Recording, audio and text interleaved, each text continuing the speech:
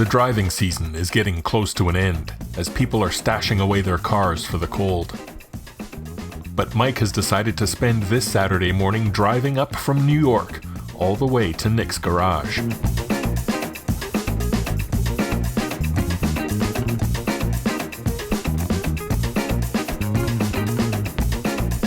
This is my 66 Belvedere that I bought in 1977. And this one's a 4-speed? This is the only 4-speed car I ever had out of all the cars. Okay. Yeah. And apparently it's a 440 now. Oh yeah, this is my Frankenstein. Is that right? I bought it from the original owner. He bought it strictly to race. It's, you know, no power steering, no power brakes.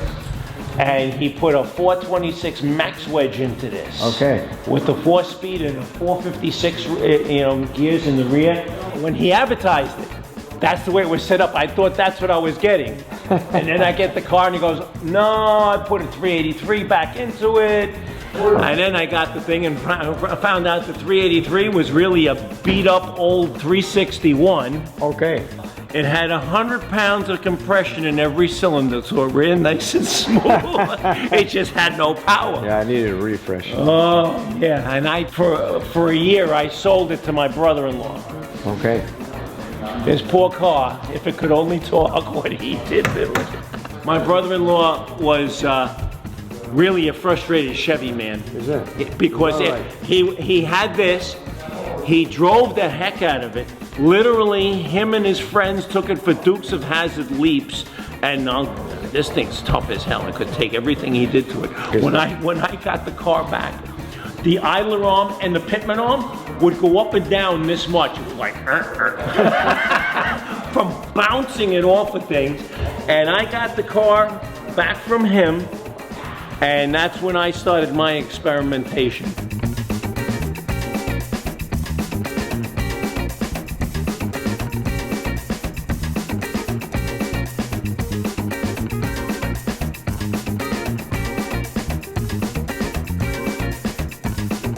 It sure sounds like Mike's Belvedere has had an interesting life, but now the car's in Nick's hands. And let's roll it off.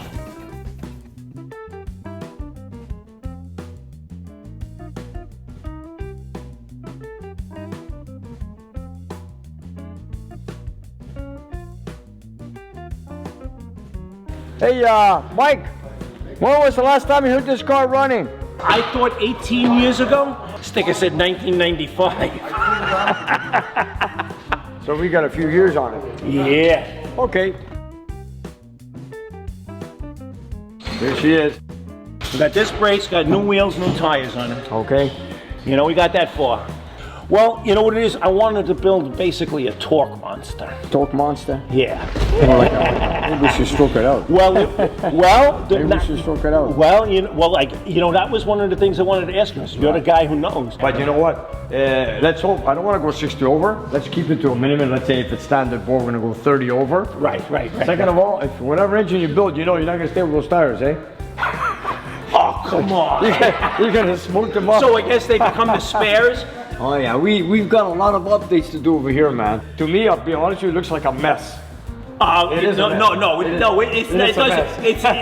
you don't need my glasses to figure that one out. Yeah, this is basically, yeah. Nick will pull the 440 out of the car for Mike and give the engine a complete rebuild. The rest of the car needs plenty of attention too. But bringing a project to Nick is definitely the way to get things rolling in the right direction. That's why so many muscle car guys come to the shop, no matter how far it is from home.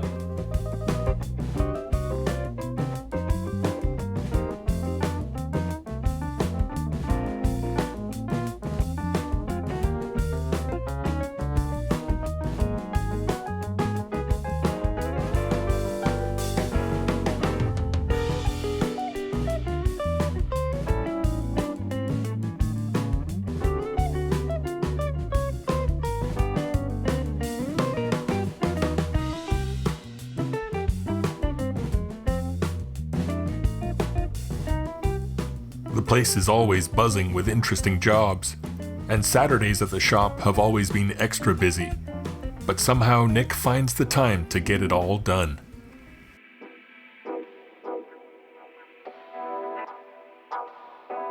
Okay, just finished building this engine here with for a client of mine. My brother and I worked on it together. We have a 505 cubic inch Hemi here with the 4-barrel setup, as you can see here. It's got a 4,150 stroke with a 4.400 bore.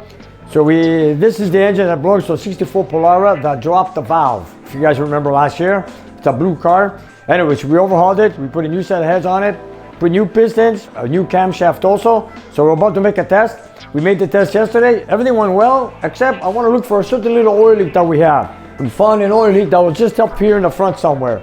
I wasn't so sure, but it was going down the side of the oil pan. So what we're going to do is we're going to make a test, and we're going to see where it's coming from.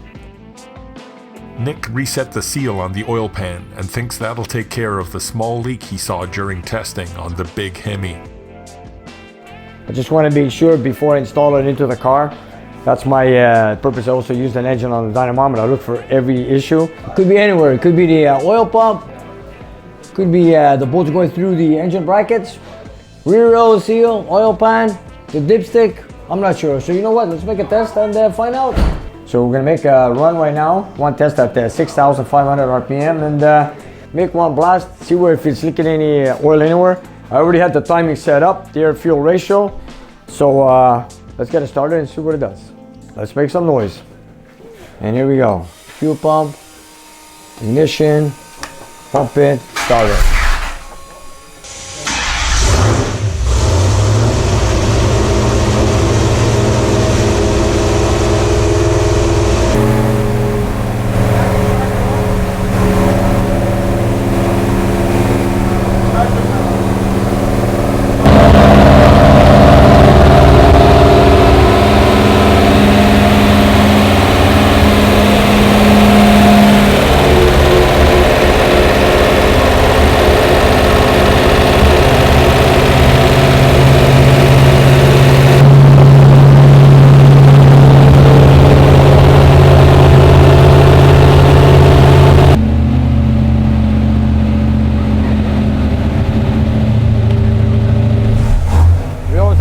When we have a Hemi engine on the dynamometer, or any engine I should say.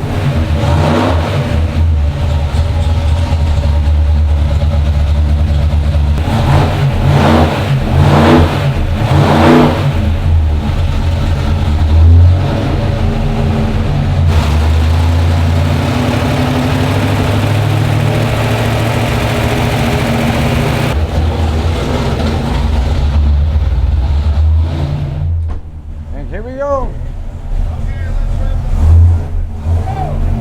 Here we go.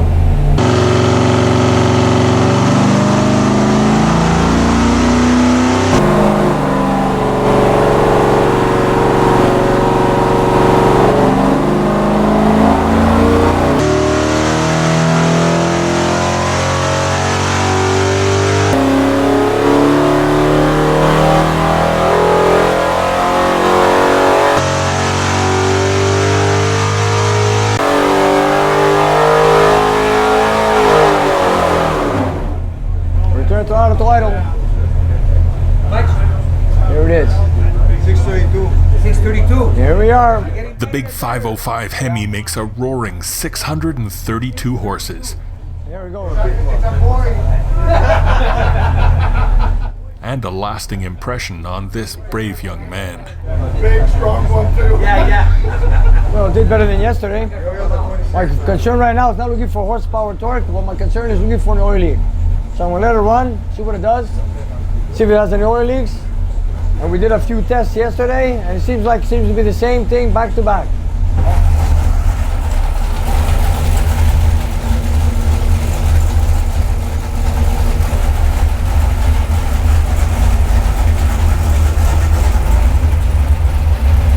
We'll give it more time.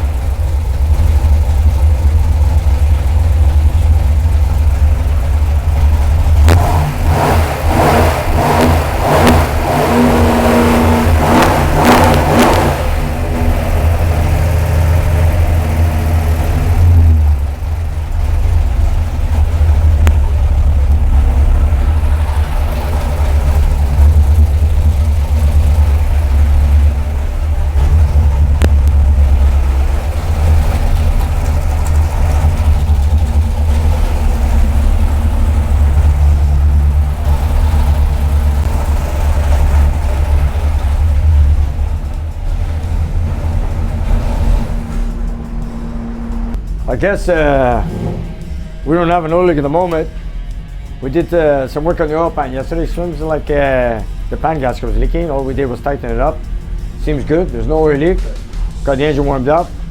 And looks like it's ready to go and ready for installation. Not bad, eh? It's a 505 cubic inch Hemi. And what did we pull out of it? We pulled out a maximum of 632.3 horsepower at 6,300 RPMs. And our torque was 609.3 at 4,100 RPM. And this is going to be now installed in a 64 Polara. And it's going to be here next week for installation. And there we have it. So far, pretty good. Future hot rodder, right? Nick is up to his neck in engines that need rebuilding and testing. But he still takes the time to share some of what he's got going on with his viewers all over the world. And many of you guys are kind enough to share with us as well. Hey, you guys, look what I got this week. 5 packages from all over the place. Gotta check it out. I did not open them yet because I like to open them up in front of my camera. And here we go. This one's from Jerry from Illinois. Okay. I see here one of my viewers builds engine stands, so he wants to show me one and see if I'm interested in one. So you know what? I'll look into it and I'll get back to you. Thank you, Jerry. And this one's from Eric, Phoenix, Arizona. Oh yes, Arizona. Yes, it is. Nice. Yep. No, beautiful. Eric, thank you very much. We're gonna hang it up here in my shop. Thank you. And this flag, of course, is our first American flag that came from the US of A. The one hanging in my shop is mine. We bought it, we put it up, but now we officially have one from the United States. We're gonna put it up in my shop with pride. Thank you. And here we have another one from Jay from New Brunswick, Canada, I believe it is, of course. And here we go. Let's see what we got in this one. Here we go. Old car auto guy. Yeah, sounds like us, doesn't it? Old car auto guy. Jason from New Brunswick. Jason, thank you very much. And this is the flag of New Brunswick. Wow, look at that, eh? Wow, very colorful, isn't it? All right, there's another flag to put up in the shop. And this one's from New Brunswick. And Jason, thank you very much. And this one's from Nova Scotia, Henry. All right, Henry. And that's where we got from Henry from Nova Scotia.